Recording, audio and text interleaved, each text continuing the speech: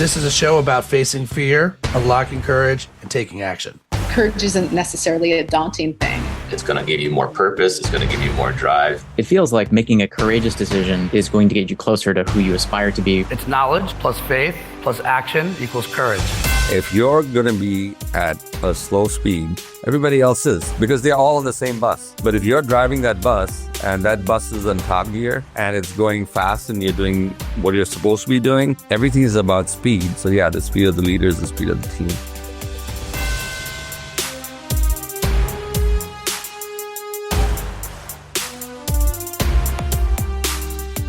Full disclosure moment, folks. Sometimes, most times, we record these a couple weeks in advance because people are busy. So when you finally get the opportunity to get somebody on the horn, you take it. So although we're tiptoeing into the end of first quarter, today is actually Love Day. Okay, we're recording this on Valentine's Day. Try to go back and remember that moment, how you felt on that day, okay? Because I love my guests today. I'm so excited that I get to have this conversation today with someone who's, you kind of have been on the journey with me, and I've been on the journey with you for now. We'll call it a decade that I know. Is that about right? Do you think that's about right? That's about right, yeah. And you meet people along the way, and you know right away if it's like, oh, these are my people. And so COTE Hospitality, the CEO, Agnelo Fernandes. I mean, I remember you from, gosh, I think it was, we met. I had just come off a stage in New York City. Yeah. HSMAI. HSMAI, that's right. Had keynote there. And what's really crazy, Agnelo, is I think the night before we met, I don't think I ever shared this with you. The night before we met was the award show. And I remember you even won an award, or like you had set someone up to win an award. And the way you spoke, it was like, oh, this guy's the guy. Like this guy is like in the spirit of love. Like you could tell you love what you did. You loved it. It was like you were humbled and honored to be there. I was like, I can learn a lot from this guy. And, you just kind of go through life just assuming like, I'm never going to see this guy again. Right. Yeah. And then, I tried to do my keynote, and I really remember talking to you in the back of the room afterwards. And we got onto soccer pretty quickly. And very quickly. I was like, I want to know more about this human. So now I want to share you with the audience. What a journey, man. It has been. I mean, I still remember that evening vividly, where actually it was our company winning the award from Nat Geo for sustainability. And I was supposed to say a few words about how we got there. And, for me, it was all about the spirit of the team. Once people understood the vision, and which was compelling and that propelled us forward, and we actually did what we were going to do. And then I remember that piece of it. Of course, when you win something, it's always sweet, right? But our conversation the next day, which I think was, we've got about 5 minutes before the next thing. And I think we ended up missing the next session because we talked about soccer, which honestly, Ryan, someday we should watch a World Cup game together and do a podcast and just, no, I'm just kidding, do the Manning brothers kind of thing. But no, I swear it was like amazing that we connected on that. But, and then we talked about your book, which I still have right here and signed, and I was so generous of you. But what was amazing was how you talked about life and family. That actually did it for me. And appropriately on this day of love, that's what our connection was. Yes, sports and leadership and going above and beyond, doing what we're doing, and you had taken a leap of faith, and at that point in time, I was at a crossroads, and your keynote was very inspiring. And sometimes it registers and it goes in the back of your mind. And then as I took this leap into what I do today, a lot of it had to do with remembering those words, connecting with you guiding me through the process, and sort of enabling me to say, you know what, believe in yourself and, you first. And so much of that has come full circle. So I'm very grateful. I've expressed to you, and of course, in private, but I just wanted to say that out loud. Thank you. Oh, thank you. No, I mean, look, it's a two-way street. I'm inspired by you, and in some ways, my journey was easier. Like, I still live in San Diego, right? Like, I still live, and it's not to knock. I'm Yeah. actually trying to give you some love here because Sure. for you to step into the role you're in, you literally had to fly 2,000 miles away, right? Like, you couldn't do that from California, right? And you're now in Minneapolis, and actually, that's also one of the cool things is I can't not fly through Minneapolis for a couple of my clients.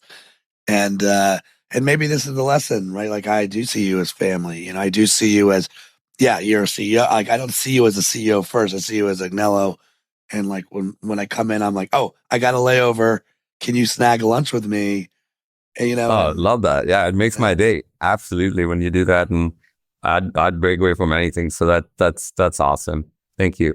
so let's talk about the journey. I mean, how did you get into hospitality, first of all? And like, this last leap is a good leap, right? From Terranea to COTE Hospitality. But like, how did you know this was like, oh, I like this. This is for me. Yeah, I mean, so the journey to hospitality was clearly an accident. I think that happens with most hospitality professionals. They go to school for something and then they end up doing something else. And in my case, it was I first wanted to work for in consumer banking, and I was like, I've got to learn finance, economics, quantitative analysis. So I did my undergraduate in finance, and I remember sitting with a counselor, and she said to me, she says, you know, everything that I've seen and heard and engaged with you, she's like, you need to be doing something different. And I'm like, what is that? And she said marketing. And I'm like, I doubt it. But I still went ahead and said, I'm going to take my degree in get my degree in marketing and take some courses that enable me to understand business law. And so made that kind of my core. And, all of a sudden I found myself in a sort of in that zone where I felt comfortable. I felt comfortable in my own skin. And also, playing sports where I was able to sort of have a coach that said, be yourself, push yourself forward, and be vocal. That's something that didn't come naturally. But so, things like that just gave me that confidence. And as I went along through my career, there was a point in time when I had to pick up my courage and make a decision and go on my own.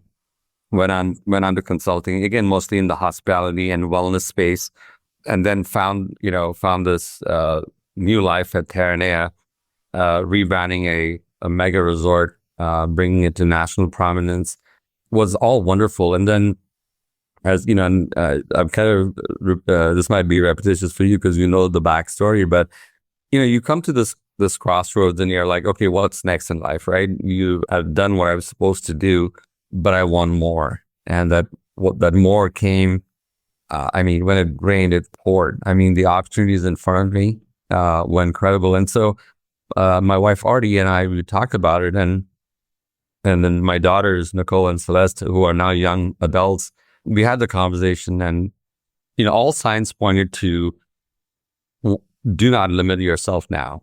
The girls are in a great place. They're set with their jobs. So then we thought, okay, we're going to go to some exotic place that, maybe the Caribbean, maybe Europe. We talked about, the Middle East. We talked about, metro cities. And my wife grew up in Chicago, and I still remember her always talking about, I hate cold weather because that's to layer up and then you layer out. And the day I tell her that, hey, listen, this opportunity in Minneapolis is unbelievable. Short of going to a psychiatrist and getting everything checked out, we almost had to do that. And we found out that, I was half sane. And, but all kidding aside, what drew me to this was the COTE family and Bob COTE being as genuine as a person that he was, as transparent, as real. And all he said was, we're going to give you the running room to be yourself. And after that I can't even remember most of what we talked about, but that was the starting point for me to say, I can actually come in and make an impact. I always think about my purpose and how it's evolved over life, right? It's never been the same. But at this juncture, it was all about how do I enrich the lives of those around me? And taking this and running with it, I reshaped the vision of the organization, and our vision does state it's all about enriching lives. We don't talk about lives of guests or lives of associates, it's anybody that we engage with.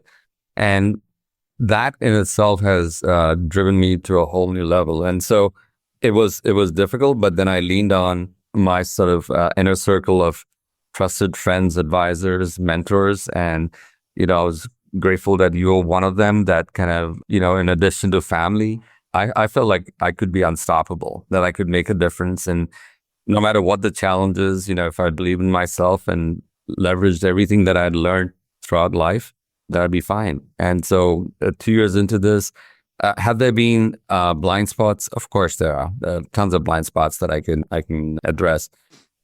But it's been eye-opening that I've learned to be better as a leader and thinking about my peripheral vision versus narrowcasting it straight up, right? The blind spots are the blind spots, but if I've connected with people and been clear about the expectations, then usually most of them have my back. And so we were here. I relate everything to sports. So I'm sure there are those that don't like sports and like, what's he talking about? But I believe I've also converted a few. So I'm really delighted to be here. I mean, first of all, let's go back to let's take the time machine ride back to college version of Agnelo. Because let's call it what it is. In some ways, maybe you know who you are, but you kind of don't know who you are. You're figuring it out. And we would need multiple hours to be we're always growing. We're always trying to figure it out. We're never done learning. But in the spirit of, there was a version of you that really thought finance was the path. Really, let's have that chat. Who pushed that? Where did that come from? Well, I was always fascinated by banks and financial institutions. I used to remember as a kid, I'd walk into banks and they were more grandiose than they are today, right? Today everything's so not personalized. But back in the day, if the banker knew their customer, I was hand-holding all the way through, sometimes not even having to sign documents. And I was enamored by, the way bankers treated their customers. But, subliminally, if you think about it, it was hospitality at its very best, right? They just in a different field. So I just thought that, that's something that I wanted to go after. And then as I thought through it, banking, finance, maybe the way, and I'd done well in my accounting and auditing courses, classes growing up in high school. So that kind of felt the path to go. Being of Indian heritage, you know this well enough. If you're not a doctor, lawyer, engineer, or a scientist, you're class B, right? And I was like, you know what? You're a failure. You're a failure. Totally. I'm like, I'll be class B, but I'll be a happy class B citizen, Wow. And for me, that for some reason, from a very young age, I've had maybe, I don't want this to come out wrong, but I've always trusted my gut because I believe in the power of listening, picking up cues, connecting the dots, right? And so we call it critical thinking, but it's just something that has kind of been with me for a very long time. And even to date, when I interview candidates for roles, they bring me all the personality tests and the resumes and stuff like that. I do read the resumes, but I never read the personality test. I just figure out what I want to get out of that person based on the stories that they tell, based on whether they have the right attitude, the right mindset, the right approach, and we move forward. So that, finance kind of gave me that discipline as I went through school. I wouldn't say I enjoyed every course, but there were certain ones that I truly enjoyed. And then there were certain ones that I was like, why am I doing this? But I will tell you this in full disclosure. I did have a D in college, which almost jeopardized. And, I was probably going to be kicked off, playing any kind of sports or doing anything. And that was this class called COBOL, right? And it's computer programming course that was offered. And I actually made an F. And I was like, there's no way I'm going to get kicked out of this thing. So I went and I begged this professor back then, Philip Thornton, and that gave me the confidence that I could negotiate my way out, and had not that I wanted to.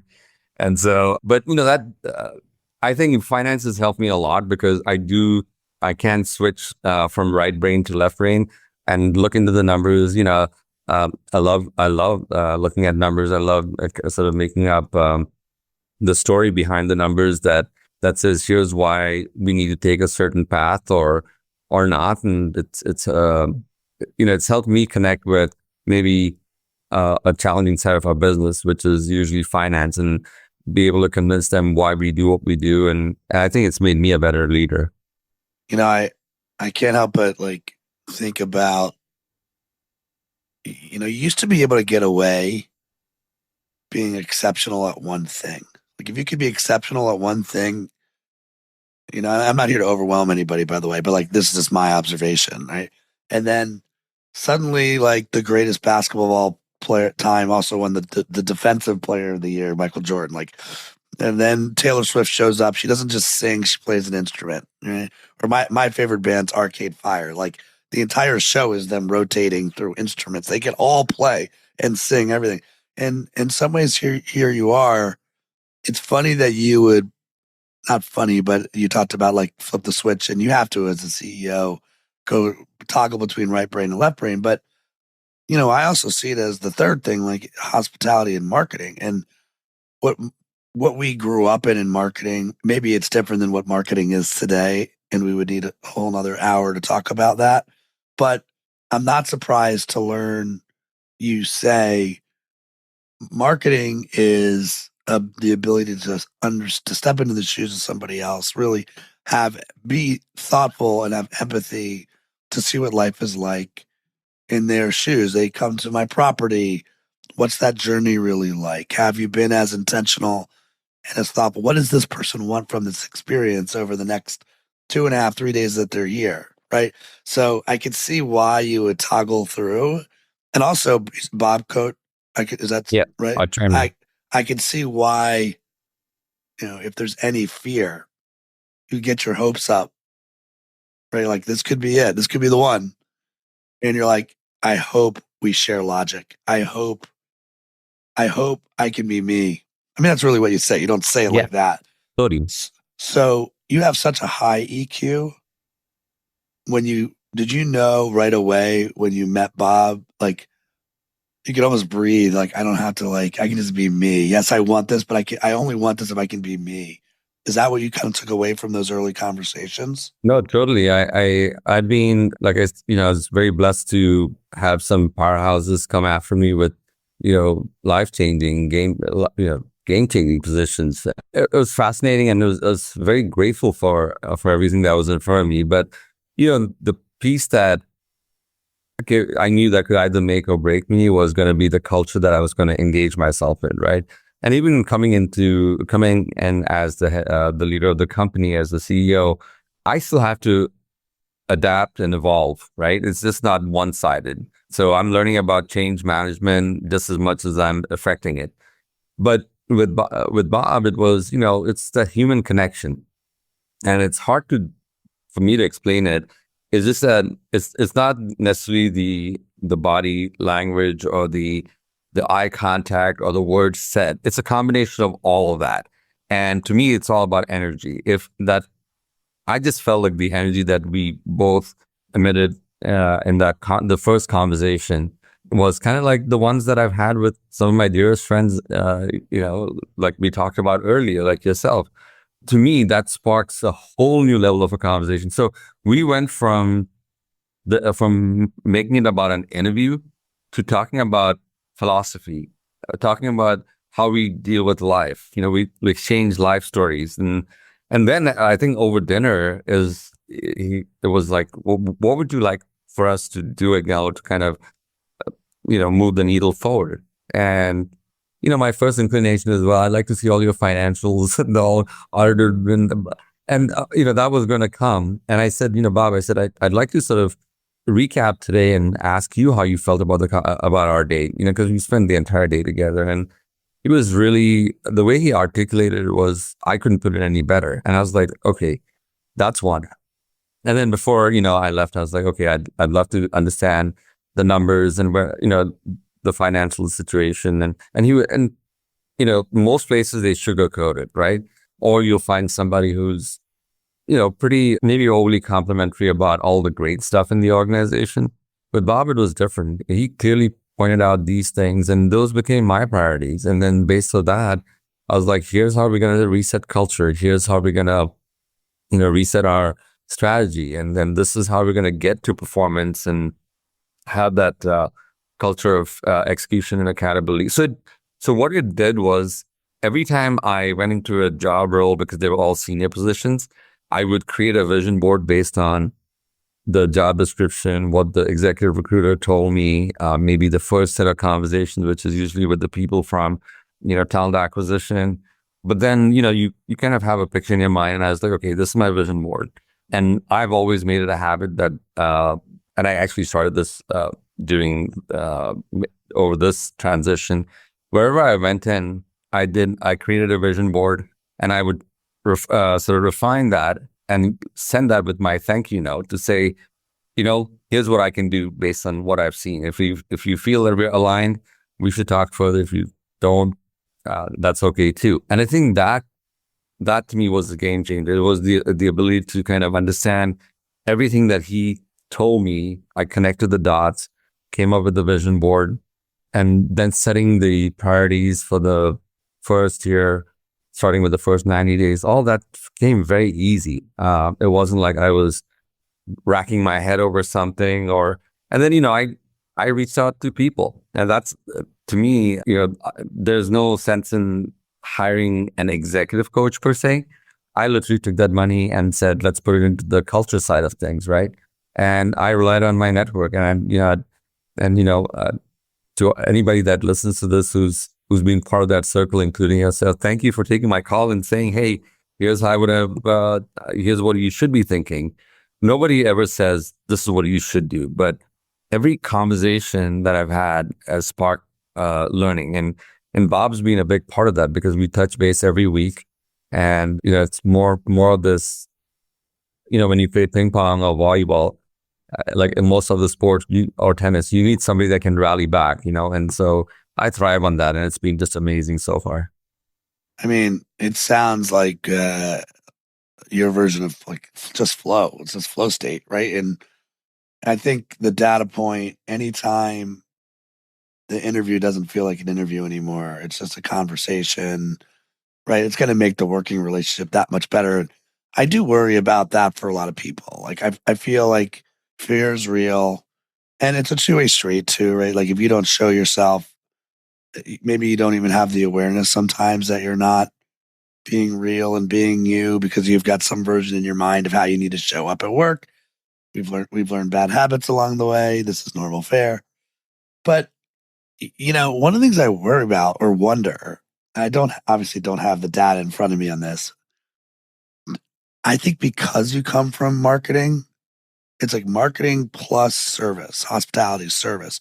Like, well, yeah, of course you care about people. Of course you can leap into people's shoes and stay human. And I'm not discounting data in any way, shape, or form, but that humanity piece is really important. This is what I wonder. I'm wondering if you have any insider data on this. Like when I step back and look at executive teams, and I'm not trying to pretend to be an expert that studied hundreds of executive teams, but like chief executive officer, chief financial officer, chief information officer, chief technology officer. Some people now it's like chief data officer. It's like, oh, by the way, and at the end of the table, like the last one in the room at the kiddie table is the chief marketing officer or maybe chief brand officer. And they're all kind of looking at that person going, where are the people? Go get us the people, right? And it's almost like, wait a minute, why? Like, where's the humanity on the executive team? Do people still keep it human at that level? What percent of, and again, as I think about trajectories, does the CMO really get a shot? Are they on a path to be CEO? And what percent of the time, yes versus no? What are you seeing from your chair? Like, Because you talk to lots of people in the business. Yeah, absolutely. I think that's a great point. And I was reading a recent article or listening to a podcast that said, the CMO's lifespan is about 18 months. I think part of it is, I think it depends on the person. And, I look at it as, in my previous role, there was more marketing and branding than getting involved in most other things, which I did, but that was the crux of what I did. And the way I thought of it was, if I could explain and break things down, in a very simplistic manner, without talking jargon, then I think that would be the first step. But before that, the prep behind it was really important. I would spend the parts of that week breaking down the numbers, because everybody wants to see analytics, right? But then they don't understand sometimes what those analytics mean, because it hasn't tied into how have you filled the top of your funnel. And most importantly, I don't care if you brought in 20 million people to the top of your funnel, what did you make in terms of revenues? But I think the mindset of breaking things down, in a simplistic manner, number one, taking away the jargon and saying, here's what the reality of the situation is, and addressing things head on by picking up on trends. I've seen in meetings where I've sat and I've heard a CMO, and all they do is they talk about me, my product, my resort, but then when you don't talk about the market dynamics, it actually diminishes your presence there, because what are you bringing to the table? Because everybody else is focused on the numbers, and the numbers are right in front of you. So how do you break that up? And, the challenge has been, the focus has been trying new markets, new audiences, that spray and pray technique that we used to have back in the day. That's all gone away, because now with the different data platforms that they have, you can actually go in and say, the Burmans are coming in. What do the Burmans want? And I don't care where they come from. Of course, it's important that they come from San Diego, but what is it that they want? The ability to personalize, and the profile, and then ultimately customize that experience is where it's at. So now that gets into a little bit of the operational side, but if in my mind, if the CMOs can't speak to the data and the jargon simplistically and bring that value to say, here's a valued customer at the top of the funnel. Yes, I brought 20 million people that you don't care about, but here's the lifetime value of these customers, because they're the prime customers, and here's the markets that they've come from.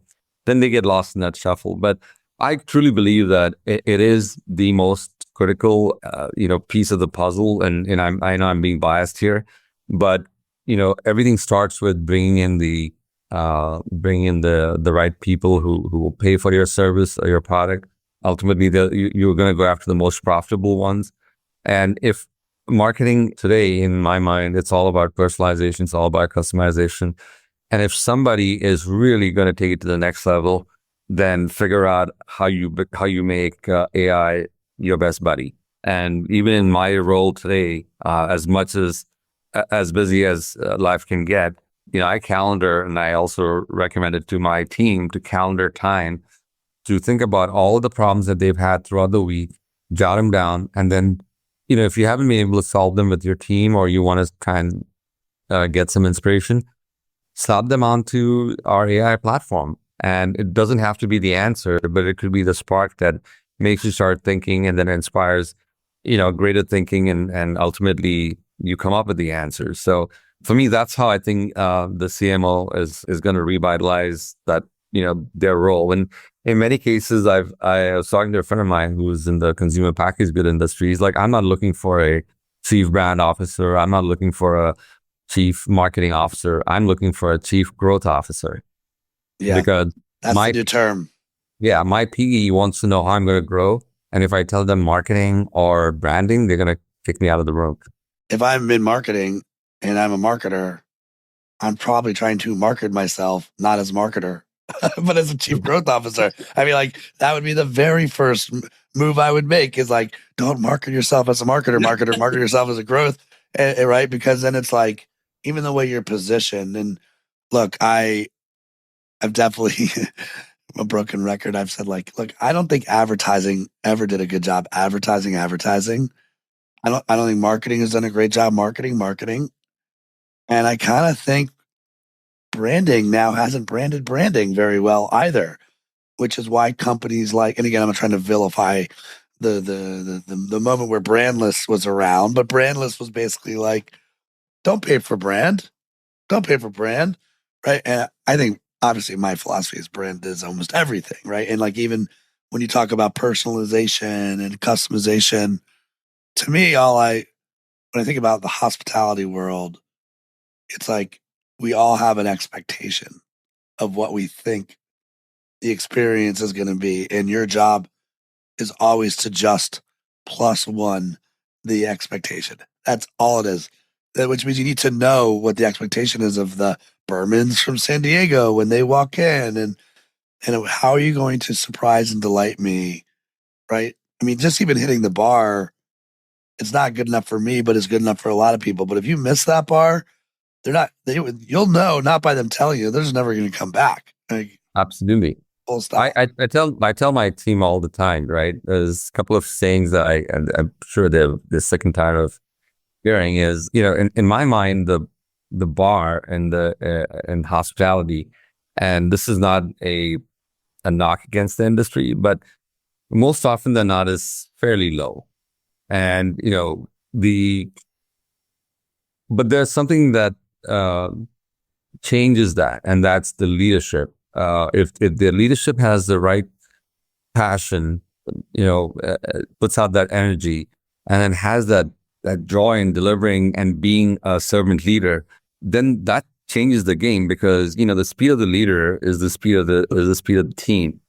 And to me, I think if we're able to do that, then it really starts with leadership, because everybody's watching, and if the leader is relaxed and morphs into everybody else and doesn't have the ability to stand on that mountaintop and say, I get you, I hear you, I see you, I feel you, I love you, but this is what needs to happen, and has that passion for serving, and until that happens, you're always going to have mishaps in the industry. And it's kind of crazy, because you can go to some brands and they've touted them to be the best in the world, and and mishaps happen at every stage of the journey, but you're more forgiving because you're like, okay, this is not what they set out to do.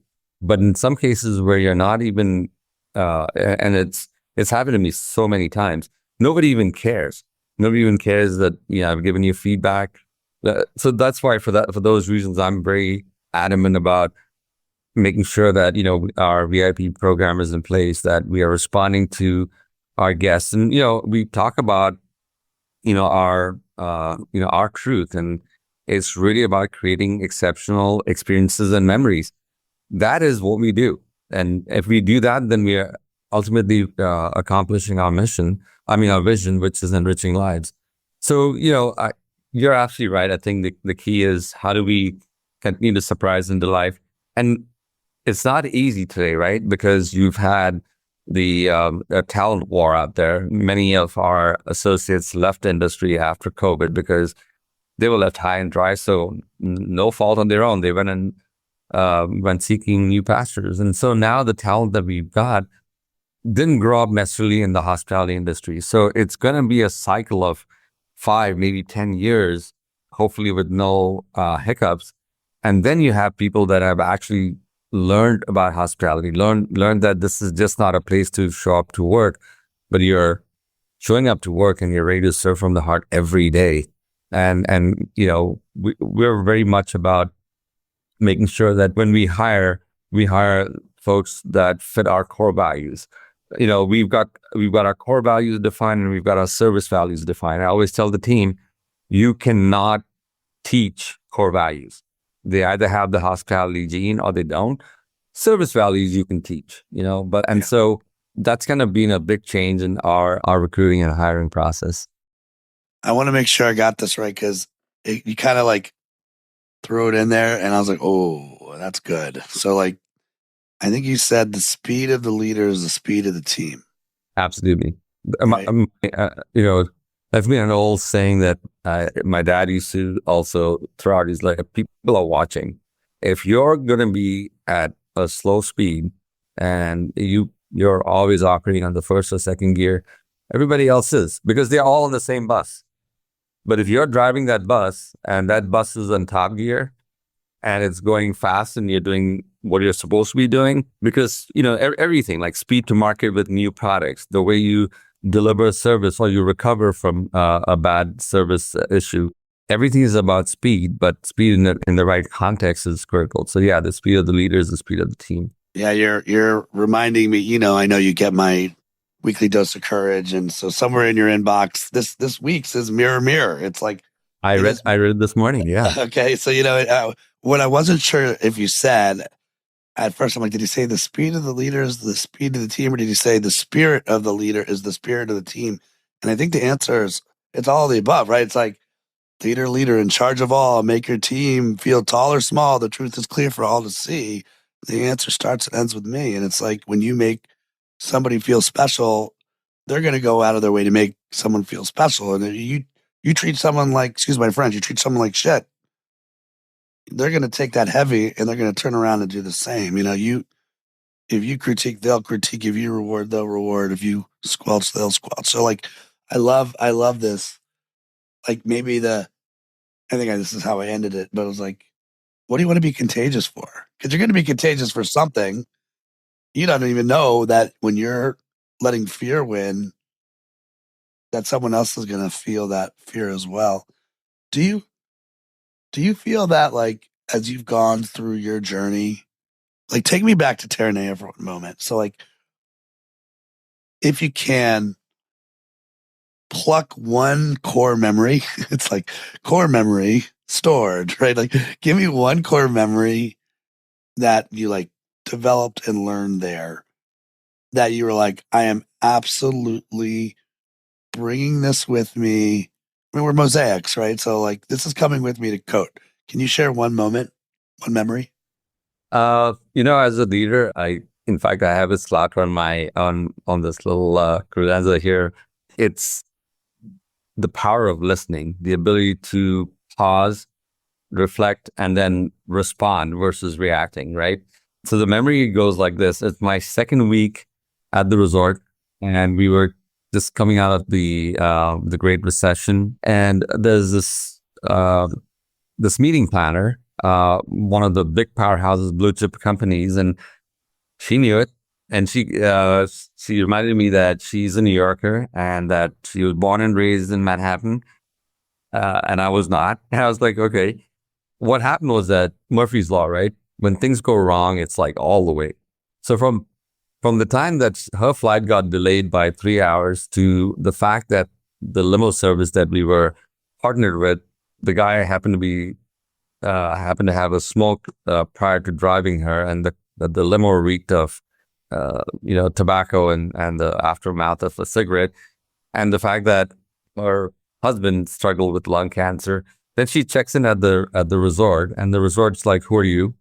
And the salesperson that was supposed to meet her happened to be running late because 4 hours later he's moved on to something else. So I remember my sales leader walking in and saying, and I was a new guy on the block, right? So like I almost felt like, let's test him. So I said, well, I heard his case, and I said, okay.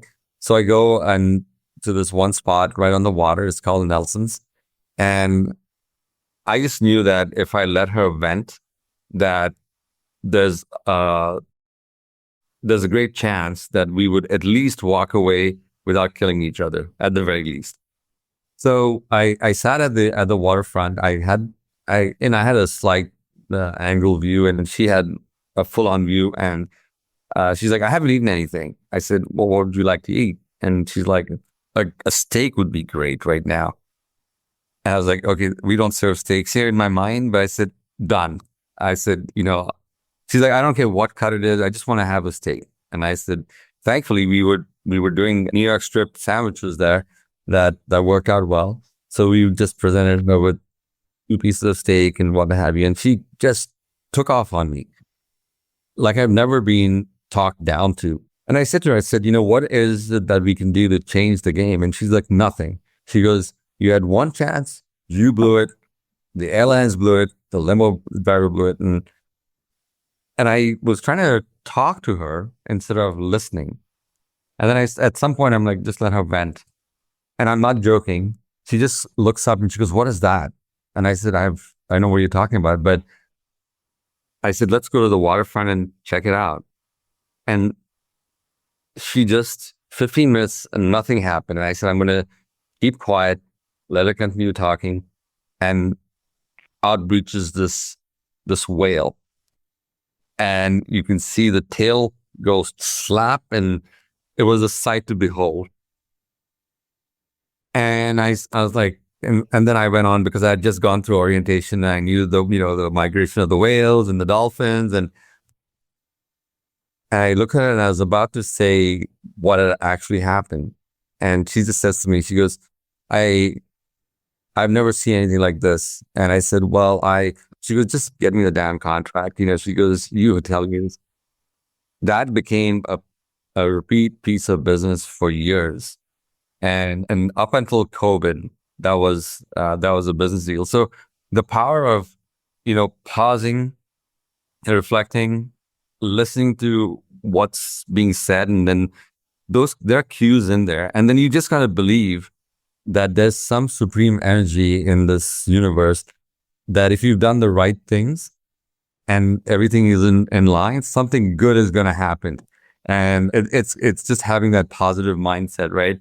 And I'll never forget that, because I come back to my office and they're like, well, and I'm a prankster by nature. So I just came like I was being put in a room and beaten up by, maybe the to the mafia or whatever. And so they're like, and I go and just plug myself in the chair and they're like, "Oh, I'm so sorry." And I said, "Did you guys get the contract done or not?" And they're looking at me and I was like, that actually changed the perception of me being a new leader.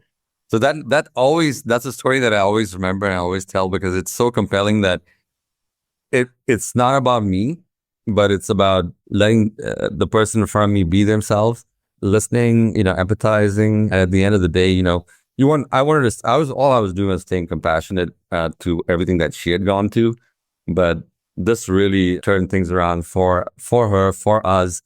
And for me, it was a great lesson, just reinforcing great things happen if you just be patient and look for cues. So, and the fact that you had the remote control whale on standby that you could have breach, very smart. Well done, sir. Yeah, I know. Dolphins, your mom. Cute. Okay, how much of our staff can we get in dolphin suits? Get out there. Can you guys swim? Go, guys. I know. Go. The dolphins. The dolphins, are easier to do. You can have put some fins on. The whale's tough. Whale's a little bit tougher, especially drone-esque breach is a brilliant. Oh my God. That investment was magical. Was this magical? No, but there's some, again, I'm not surprised. It's like, I know you're the CEO, but two marketers walk into a bar, the power of hearing what's not said is listening. And although my wife would probably disagree with my skills from time, but you have to be fluent in subtext, and you have to understand, back in the agency days, if my phone rang, it's because, they didn't say it like this. Something wasn't going well with the partner before. There was pain. That's why your phone rang. If things were going great, your phone wouldn't ring. It just wouldn't, right? Unless there was some governmental RFP eye roll then there's pain everywhere. But outside of that, it's well, obviously my phone's ringing because there's pain. Let's hear what's not being said. Let's be detectives. And then from there, it's, to your point, just letting her vent. And she needed to get that out, until she was defrosted. And imagine if you would have left her normal, a normal person earlier, but you were patient and you stayed with it, and good things came of it. So as the CEO, Agnelo, you have this interesting job to do. And I'm not just saying because you're the chief executive officer.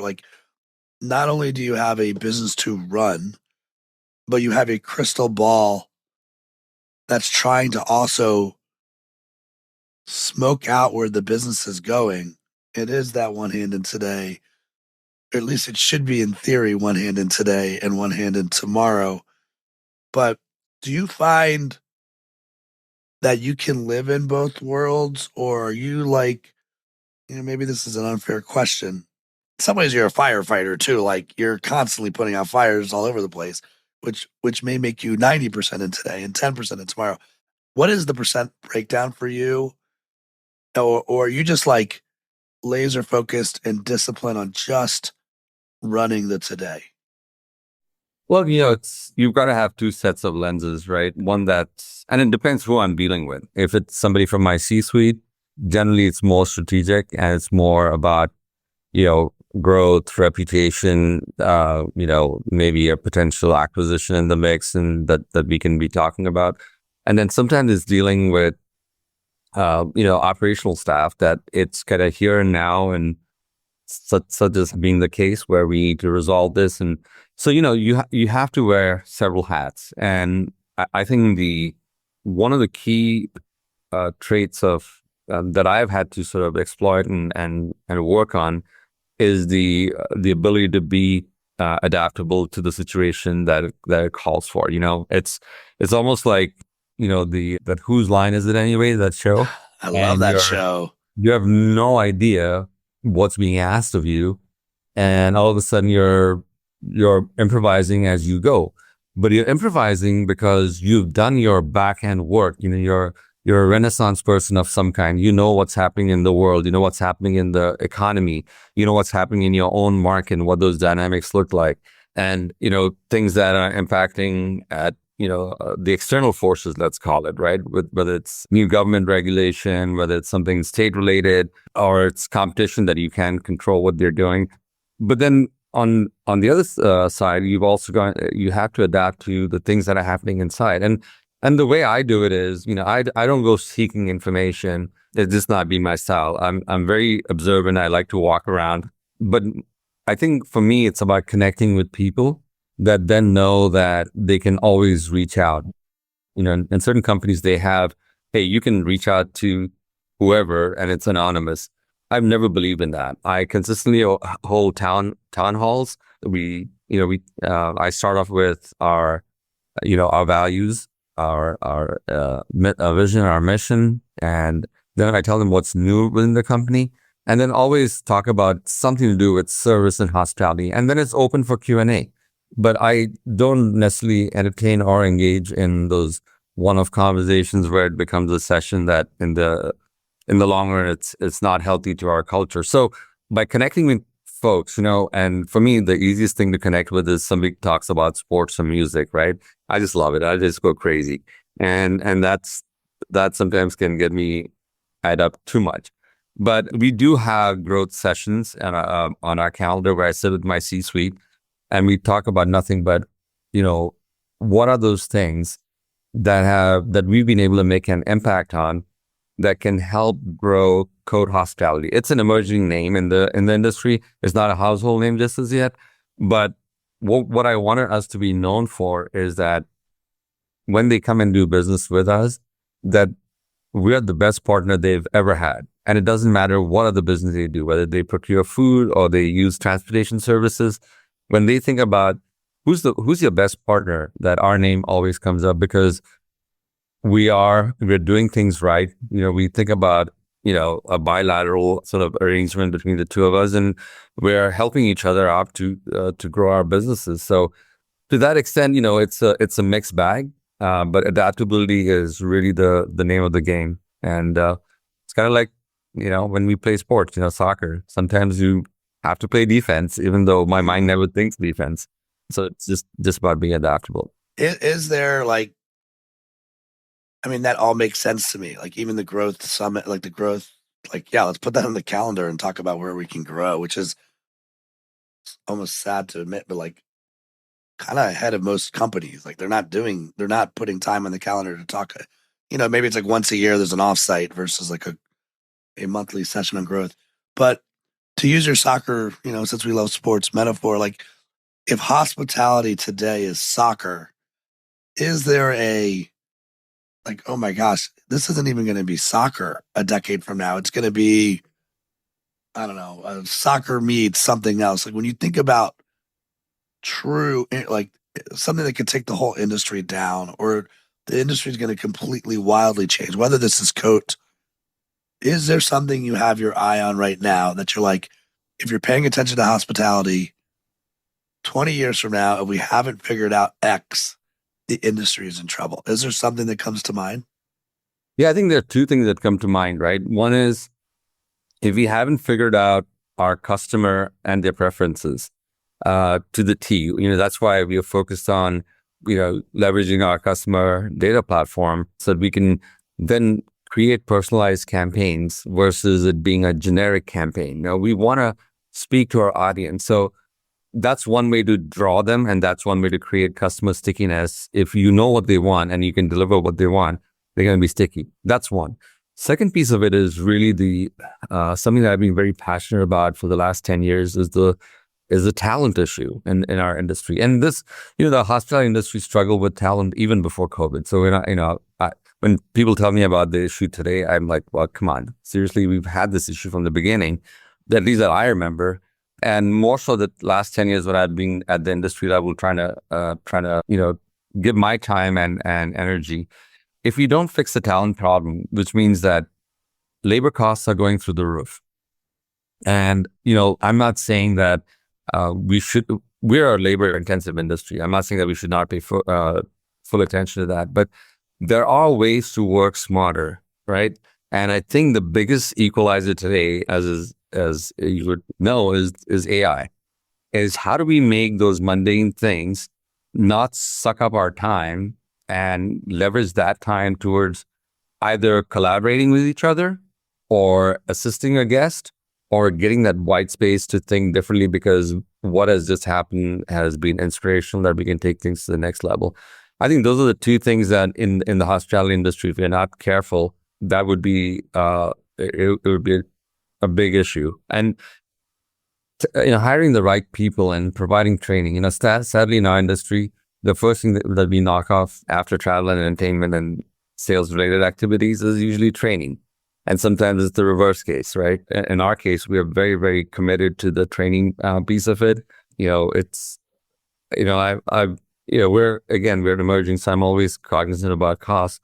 So I try to be the inspirational, spirited leader that can help them think, see the future, see what it is like, without forgetting that you don't get to that future without doing what you're supposed to be doing today. So that's kind of the mentality that I've adopted, and hopefully it's something that will enable us to grow and reach our aspirations.